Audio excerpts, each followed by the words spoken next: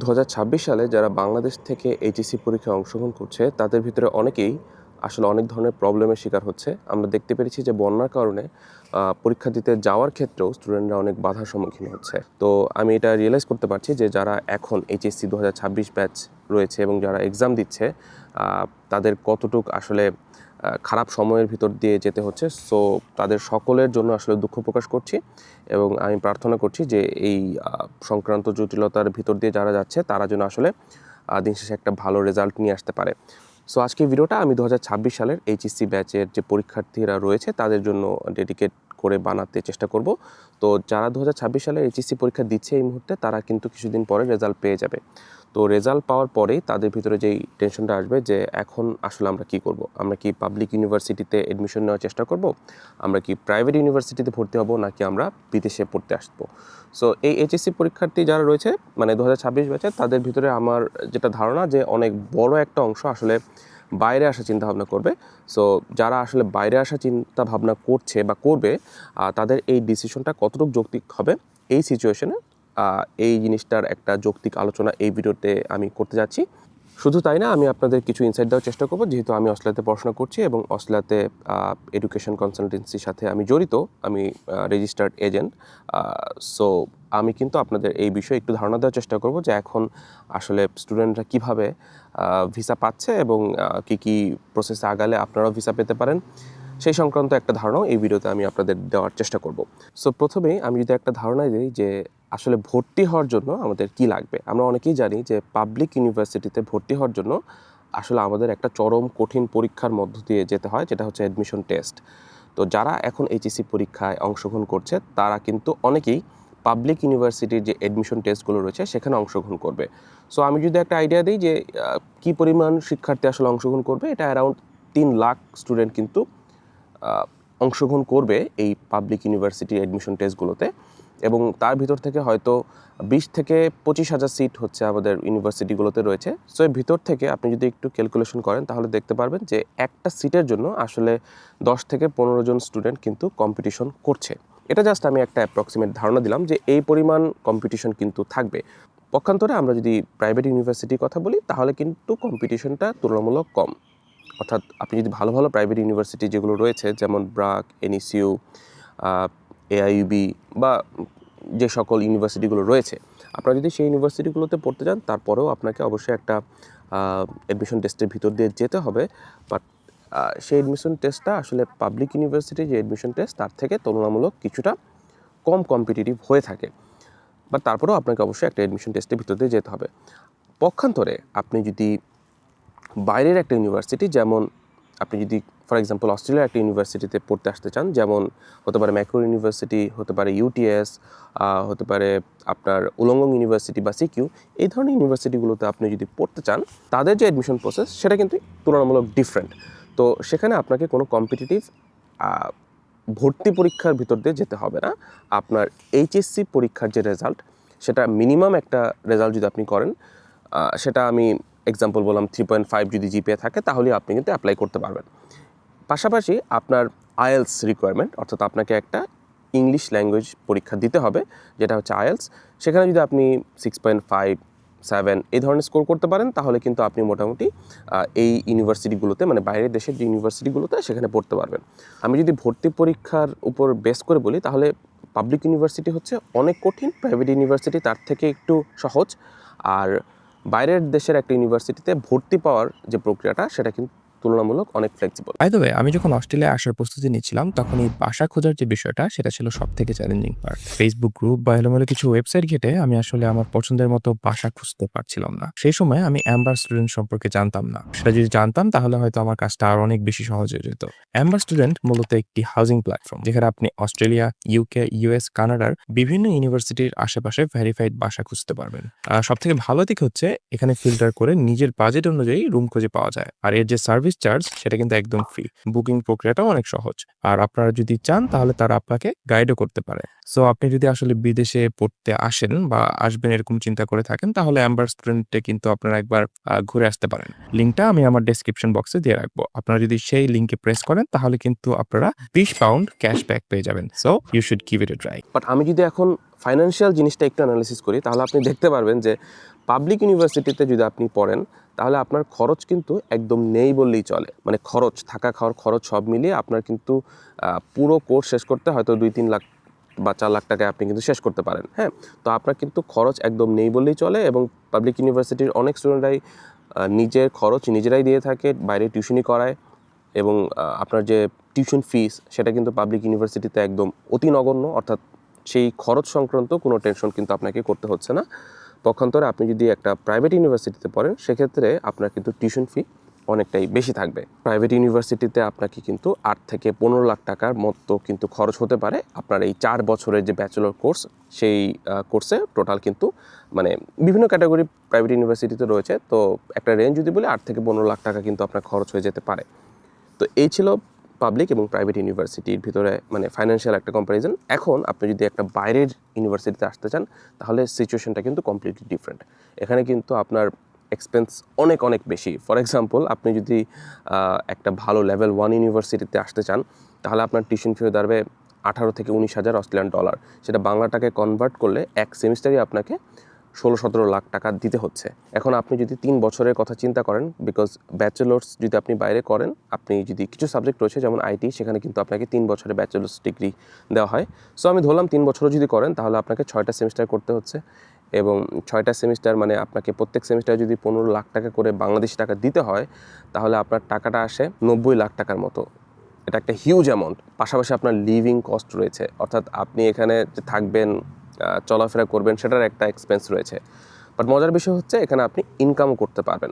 মানে বাইরে যারা পড়তে আসে ইন্টারন্যাশনাল স্টুডেন্টরা, তারা কিন্তু পড়াশোনার পাশাপাশি পার্ট টাইম জবও করে এবং তারা কিন্তু অনেক ভালো টাকা ইনকামও করতে পারে। তো যেটা বাংলাদেশের ক্ষেত্রে আপনি হয়তো ততটুকু সুযোগ পাবেন না, যে সুযোগটা আপনি বাইরের একটা দেশে পড়তে আসলে পাবেন। সো আপনি যদি খরচের কথা চিন্তা করেন, আপনি যদি বাইরে আসতে পারেন তাহলে আপনি কিন্তু পার্ট টাইম জব করে অনেক টাকা ইনকামও করতে পারেন। এখন ডিপেন্ড করবে যে আপনি শুধুমাত্র লিভিং কস্টটা নিজে বহন করতে পারবেন নাকি টিউশন ফিও দিতে পারবেন। অনেক অনেক স্টুডেন্ট রয়েছে যারা নিজেদের টিউশন ফি নিজেরাই দিতে পারে। সেক্ষেত্রে তারা হয়তো অনেক বেশি এক্সপেন্সিভ ইউনিভার্সিটিতে পড়ে না, তারা হয়তো অনেক কলেজ বা ইনস্টিটিউশন রয়েছে সেগুলোতে পড়ে যেখানে টিউশন ফি কিন্তু আরও অনেক কম থাকে। সো এমনও কলেজ বা ইনস্টিটিউশন রয়েছে যেগুলো টিউশন ফি হয়তো বাংলাদেশি টাকায় প্রত্যেক সেমিস্টারে 5-6 লাখ টাকা। সেই টাকাটা তারা আসলে বিভিন্ন ধরনের পার্ট টাইম জব করে অনেক সময় ম্যানেজ করতে পারে এবং দিতেও পারে। সো সেক্ষেত্রে একটা অ্যাডভান্টেজ কিন্তু রয়েছে। এখন যদি শিক্ষার মানের কথা বলি তাহলে বাংলাদেশের যে পাবলিক ইউনিভার্সিটিগুলো রয়েছে সেগুলোর শিক্ষার মান কিন্তু অনেক ভালো। আপনি যদি ঢাকা ইউনিভার্সিটি, বুয়েট বা এই ধরনের টপ রেটেড যে ইউনিভার্সিটিগুলো রয়েছে সেই ইউনিভার্সিটিগুলোতে চান্স পান তাহলে অবশ্যই আপনার শিক্ষার মান নিয়ে কোনো কোশ্চেন হবে না, কারণ সেই ইউনিভার্সিটিগুলোতে রিসার্চ ফ্যাসিলিটিসও অনেক ভালো এবং আপনি যদি পড়াশোনা করতে চান আপনার জন্য অনেক অনেক সুযোগ রয়েছে। মানে এই ইউনিভার্সিটিগুলোর থেকে পড়াশোনা করে দেশের, বিদেশের, পৃথিবীর বিভিন্ন জায়গায় আসলে অনেক ভালো ভালো পজিশনে অনেক ভালো ভালো জব করছে আমাদের দেশের স্টুডেন্টরা। সো সেক্ষেত্রে পড়াশোনার মান যথেষ্ট ভালো বাংলাদেশে পাবলিক ইউনিভার্সিটির ক্ষেত্রে। আবার আপনি যদি প্রাইভেট ইউনিভার্সিটিতেও পড়েন, আপনি যদি ব্র্যাক, এনইসিতে পড়েন, সেখানেও শিক্ষার মান কিন্তু যথেষ্ট ভালো। অর্থাৎ সেখানেও মানুষ কিন্তু পড়াশোনা করে, গবেষণা করে পৃথিবীর বিভিন্ন দেশে বিভিন্ন প্রান্তে আসলে ভালো ভালো কাজ করছে এবং ভালো ভালো আসলে ইমপ্যাক্ট রাখছে। এখন আপনি যদি এই দুই ক্যাটাগরি ইউনিভার্সিটিগুলোর সাথে বাইরের দেশের একটা ইউনিভার্সিটি, ফার্স্ট ওয়ার্ল্ড কান্ট্রির একটা ইউনিভার্সিটি তুলনা করেন তাহলে চিত্রটা কিন্তু একটু ডিফারেন্ট হয়ে যাবে। মানে বাংলাদেশের যে ইউনিভার্সিটিগুলো ভালো, মানে আপনি যদি বুয়েট বা ঢাকা ইউনিভার্সিটির কথা বলেন, সেগুলো কিন্তু সবগুলোই ভালো এবং সবগুলোর র্যাঙ্কিং কিন্তু 1000-এর ভিতরে আসবে। হয়তো এই মুহূর্তে এক্স্যাক্টটা আমার মনে নেই, বাট 1000-এর ভিতরে হয়তো থাকবে। কিন্তু আপনি যদি বাইরের দেশে একটা ইউনিভার্সিটি, অস্ট্রেলিয়াতে একটা ইউনিভার্সিটিতে পড়েন, তাহলে সেই ইউনিভার্সিটির র্যাঙ্কিং দেখবেন আপনি সব কিছু 500-র ভিতরে, অর্থাৎ আপনি 200, 100, 300 এই র্যাঙ্কিংয়ের ভিতরে ইউনিভার্সিটিগুলোতে পড়তে পারছেন এবং যেগুলোর ফ্যাসিলিটিস আরও অনেক বেটার। অর্থাৎ আপনার ভিতরে যদি ইচ্ছা থাকে যে আপনি রিসার্চ করবেন বা আপনি হচ্ছে পরবর্তীতে পিএইচডি করবেন বা মাস্টার্স বা রিসার্চ করবেন, এই ধরনের ইন্টেনশন যদি আপনাদের থাকে তাহলে এই ইউনিভার্সিটিগুলোতে আপনি আরও অনেক বেশি সুযোগ পাবেন। মানে এই ইউনিভার্সিটিগুলোতে যেই সকল প্রফেসররা ক্লাস নেয় তারা আসলে আরও অনেক ভালো রিসার্চার এবং তারা অনেক বেশি আসলে টপ রেটেড রিসার্চার রয়েছে এই দেশের। সো বাংলাদেশের যে ইউনিভার্সিটির প্রফেসররা রয়েছে আপনি ঢাকা ইউনিভার্সিটি বলেন, বুয়েট বলেন, কুয়েট বলেন, সেই ইউনিভার্সিটির প্রফেসররা কিন্তু পিএইচডি করতে এই ধরনের ইউনিভার্সিটিগুলোতে আসে এবং এই ধরনের প্রফেসরদের আন্ডারেই তারা পিএইচডিগুলো করে। সো আপনি এভাবেই চিন্তা করতে পারেন যে বাংলাদেশের পড়াশোনার মান অনেক ভালো রয়েছে, এই মানে টপ রেটেড ইউনিভার্সিটিগুলোর কথা যদি বলেন তাহলে পড়াশোনার মান ভালো। এই ভালো মানের পড়াশোনার ইউনিভার্সিটিগুলোর যে প্রফেসররা তারা যখন আরও ভালো মানের পড়াশোনা করতে চায় তারা কিন্তু এই বাইরের দেশের ইউনিভার্সিটিগুলোতে আসে এবং সেখানে এই রিসার্চগুলো করে।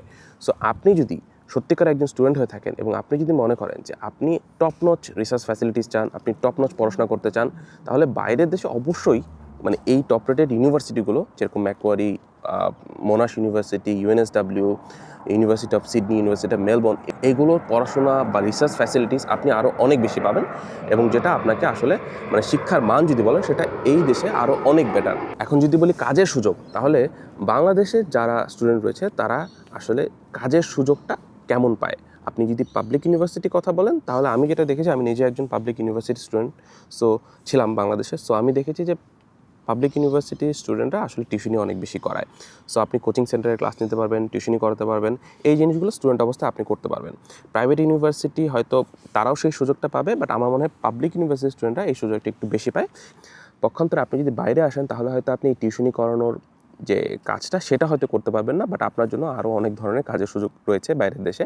অর্থাৎ আপনি এখানে রেস্টুরেন্টে জব করতে পারেন, আপনি এখানে ওয়্যার হাউসে জব করতে পারেন, হাউসকিপিং জব করতে পারেন, উবার ইটস করতে পারেন। এই ধরনের কাজগুলো আসলে ইন্টারন্যাশনাল স্টুডেন্টরা বাইরের দেশে করে থাকে এবং তাদের যে মানে স্যালারিটা হয় বা যে ইনকামটা হয় সেটা কিন্তু বাংলাদেশে একজন স্টুডেন্টের থেকে অনেক বেশি হয়।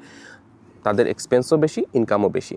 সো আপনার কাজের পরিধিটা অনেক বেড়ে যাবে। আর মজার বিষয় হচ্ছে আপনি যদি একটু অ্যাডভান্স হন, আপনি যদি একটু স্মার্ট হন, তাহলে আপনি আপনার নেটওয়ার্কিংটা অনেক গ্রো করতে পারবেন। আপনি এই দেশে প্রফেসরদের সাথে কাজ করতে পারবেন, বিভিন্ন প্রজেক্টে অংশগ্রহণ করতে পারবেন। আপনি চাইলে আপনার নেটওয়ার্কিংটা আরও অনেক গ্রো করতে পারবেন। আপনি অনেক মানুষের সাথে মিশতে পারবেন, অনেক কালচারের মানুষের সাথে মিশতে পারবেন এবং আপনার কাজের যে পরিধিটা সেটা কিন্তু বাইরে আসলে অনেক বেশি বেড়ে যাবে। এখন সবথেকে গুরুত্বপূর্ণ যে বিষয়টা, এই সব কিছু আলোচনার পরে আমাদের সবথেকে ইম্পর্ট্যান্ট যে ফ্যাক্টটা এখন, যে আসলে কোথায় পড়তে আসাটা কম ঝুঁকিপূর্ণ এবং কোথায় পড়তে আসাটা আসলে বেশি ঝুঁকিপূর্ণ। এখন পাবলিক ইউনিভার্সিটিতে যদি পড়তে চান তাহলে ঝুঁকির জায়গাটা এটাই যে আপনি অনেক প্রিপারেশন নিলেন, পড়াশোনা করলেন, তারপর হয়তো চান্স পেলেন না, তাহলে হয়তো আপনার একটা সমস্যা যে আপনি পাবলিক ইউনিভার্সিটিতে চান্স পাচ্ছেন না। প্রাইভেট ইউনিভার্সিটির ক্ষেত্রে ঝুঁকিটা একটু কম, যেহেতু বাংলাদেশে অনেক প্রাইভেট ইউনিভার্সিটি রয়েছে। যদিও তাদের একটা নিজস্ব অ্যাডমিশন টেস্ট প্রক্রিয়া রয়েছে, বাট মোটামুটি আপনি চাইলে কিন্তু ভর্তি হওয়ার সুযোগ রয়েছে আপনার কাছে এবং আপনি চাইলে ভর্তি হতে পারেন। এখন বাইরের একটা ইউনিভার্সিটিতে যদি আসতে চান তাহলে সবথেকে বড় যে বাধাটা সেটা হচ্ছে আপনার ভিসা, অর্থাৎ আপনাকে ভিসা পেতে হবে। এখন অস্ট্রেলিয়াতে এই মুহূর্তে বাংলাদেশ যেহেতু লেভেল 3 কান্ট্রি, তাই ভিসা পাওয়াটা কিছুটা জটিল।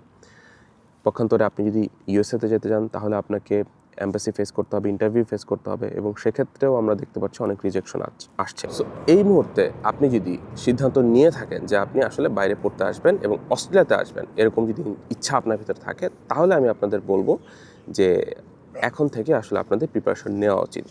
আপনি ভর্তি পরীক্ষার প্রিপারেশন যদি নিতে থাকেন সেটা নেন, কোনো সমস্যা নেই। পাশাপাশি আপনি ইংলিশের চর্চাটা করেন, বিকজ আইএলসটা আপনাকে অ্যাজ সুন অ্যাজ পসিবল দিতে হবে। আপনাকে সামনের 1 মাস বা 2 মাসের ভিতরে আইএলসটা কমপ্লিট করে ফেলতে হবে এবং আইএলসে আপনার টার্গেট রাখতে হবে অ্যাটলিস্ট 6.5, বাট 7 পাওয়া বা 7-এর উপরে পাওয়া আমি বলবো এই মুহূর্তে বেটার। তো আইএলসে একটা ভালো স্কোর প্লাস আপনার বাসায় বা আপনাকে যে স্পন্সর করবে তার একটা পর্যাপ্ত পরিমাণ ফান্ড। এখন আপনি কি স্কলারশিপ পাবেন কিনা, এখন অনেকেই স্কলারশিপ পায় না, মানে ম্যাক্সিমাম স্টুডেন্টরাই, যে আমি যেটা বলছি ফুল ফান্ডেড স্কলারশিপ সেটা আসলে পায় না এই ব্যাচেলার্স পড়তে আসার সময়। তো স্বাভাবিকভাবে আমি ধরলাম যে আপনি হয়তো সেটা পাচ্ছেন। আপনি যদি সেটা না পান তাহলে কিন্তু আপনাকে হিউজ পরিমাণে একটা ফান্ড ব্যাংকে দেখাতে হবে আপনার স্পন্সরের। সেটা কেমন? সেটা হচ্ছে আপনার 1 বছরের লিভিং এক্সপেন্স আর আপনার 1 বছরের টিউশন ফি। আপনার ইউনিভার্সিটি টিউশন ফি যদি $15,000 হয়ে থাকে, 1 বছরে সেটা হয়ে যাবে $30,000। আর আপনার লিভিং এক্সপেন্স 1 বছরের জন্য হয়তো $29,000 এরকম। তো 30 $60,000 বাংলা টাকায় কনভার্ট করলে 50 থেকে 55 লাখ টাকা ব্যাংকে আপনার দেখাতে হবে 6 মাস যাবত, যেটার ম্যাচুরিটি সেরকম একটা অ্যাকাউন্টে দেখাতে হবে। এই পরিমাণ ফান্ডটা আপনাকে আস্তে আস্তে এখন থেকেই রেডি করতে হবে। আপনাকে আইএলসে একটা ভালো স্কোর আনতে হবে, 6.5-এর মতো আনতে হবে। এরপর আপনাকে ইউনিভার্সিটি লোকেশন সিলেক্ট করতে হবে যে কোন লোকেশনে আপনি পড়তে আসতে চান, সেই ইউনিভার্সিটির আপনি যে কোর্সটা পড়তে যাচ্ছেন সেই কোর্সটা সেই ইউনিভার্সিটিতে আছে কিনা, এই জিনিসগুলো এখন থেকে আপনাকে আসলে রেডি করে রাখতে হবে। তারপর আপনাকে সুন্দর করে একটা এসওপি লিখতে হবে, যে স্টেটমেন্ট অফ পারপাস, যে আপনি কেন অস্ট্রেলিয়াতে আসতে যাচ্ছেন, কী উদ্দেশ্য, পড়াশোনা করে আপনি আসলে নিজেকে কোথায় দেখতে চান, আপনি কি বাংলাদেশে ব্যাক করবেন কিনা, অবশ্যই আপনাকে লিখতে হবে আপনি বাংলাদেশে ব্যাক করবেন। এই জিনিসগুলো সুন্দর করে আপনাকে সাজিয়ে রেডি করে রাখতে হবে। সো এই সব জিনিস যদি আপনি সুন্দরভাবে প্রস্তুত করেন, এবং এই জন্য আপনি বিভিন্ন ধরনের এজেন্সি রয়েছে বাংলাদেশে, তাদের সাথে যোগাযোগ করতে পারেন, তারাও আপনাকে হেল্প করবে। বাট এখন থেকে প্রক্রিয়াটা শুরু করতে হবে এবং আপনাদের টার্গেট করতে হবে যে ফেব্রুয়ারি ইনটেক 2027 যেন আপনারা ধরতে পারেন। সো এই প্রক্রিয়াটা যদি সম্পূর্ণ করতে পারেন তাহলে আশা করি ভিসা আপনাদেরও হবে ইনশাল্লাহ। মানে যদিও বাংলাদেশ এখন লেভেল 3, অনেকের ভিসা রিজেকশন আসছে, তারপরেও অনেকেরই কিন্তু ভিসা হচ্ছে।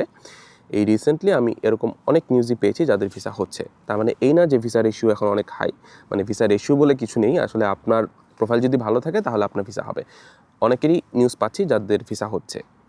সো এটা ভাবার কোনো কারণ নেই যে ভিসা এখন রিজেকশন হবেই, যদিও আগের থেকে কিছুটা ডিফিকাল্ট, বাট এখনও হচ্ছে। এবং আপনারা যদি মানে সঠিক প্রসেসে সঠিকভাবে ডকুমেন্ট সব রেডি করতে পারেন, আশা করি আপনাদের ভিসাও হবে। So I hope this video was helpful for you guys. Thanks for watching and see you guys next time.